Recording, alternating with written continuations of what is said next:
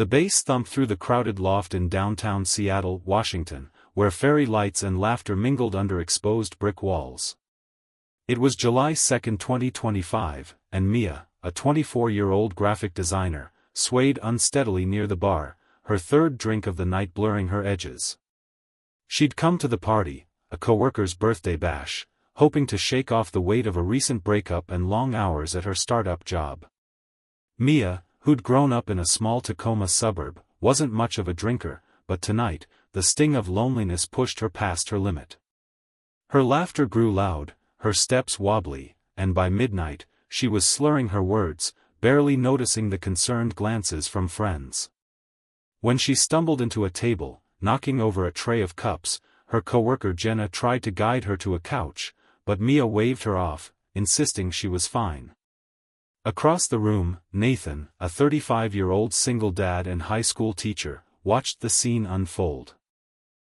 He'd only come to the party because Jenna, his neighbor, had insisted he get out of the house. Nathan, raising his 8-year-old daughter, Ellie, alone since his wife's passing 3 years ago, preferred quiet nights reading bedtime stories over loud gatherings. But Jenna had been a friend since their college days, so he'd agreed. Nathan noticed Mia's flushed cheeks, her unsteady gait, and the way her friend seemed unsure how to help. He'd seen kids in his classes struggle with similar moments, lost, vulnerable, and something stirred in him. "Jenna, she needs help," he said, nodding toward Mia, who was now leaning against a wall, eyes half closed. Nathan approached gently, his voice calm but firm. "Hey, I'm Nathan. You don't look so great. Can I get you some water?" Mia mumbled something incoherent, her knees buckling. Jenna, panicking, admitted she didn't know where Mia lived, her apartment was across town, and her friends were too tipsy to drive.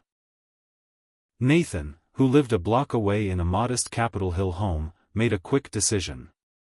"I've got a guest room," he said. "She can sleep it off there.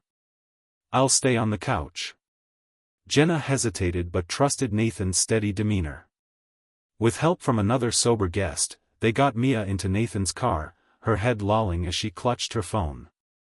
Mia woke the next morning in an unfamiliar room, sunlight streaming through a window with blue curtains. A glass of water and an aspirin sat on the nightstand, next to a note in neat handwriting, "You're safe. Breakfast is in the kitchen when you're ready. Nathan." Her head pounded, her memories of the night fuzzy, but panic gave way to curiosity as she heard a child's giggle downstairs.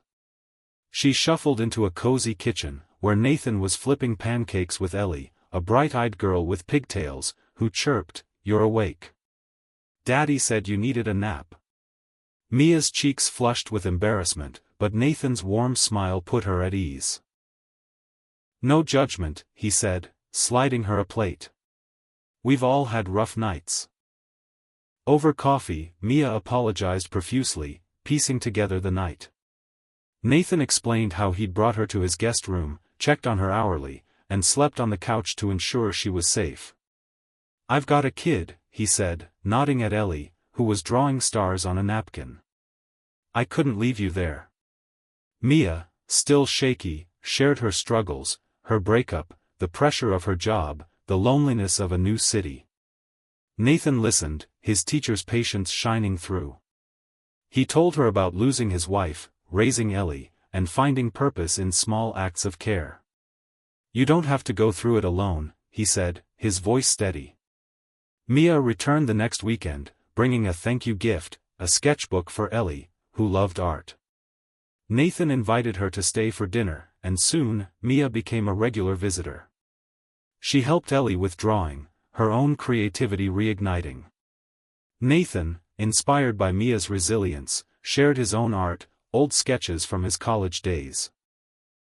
Their friendship grew, rooted in mutual kindness. Mia babysat Ellie when Nathan taught night classes, and Nathan helped Mia navigate her job stress, offering advice over late-night tea.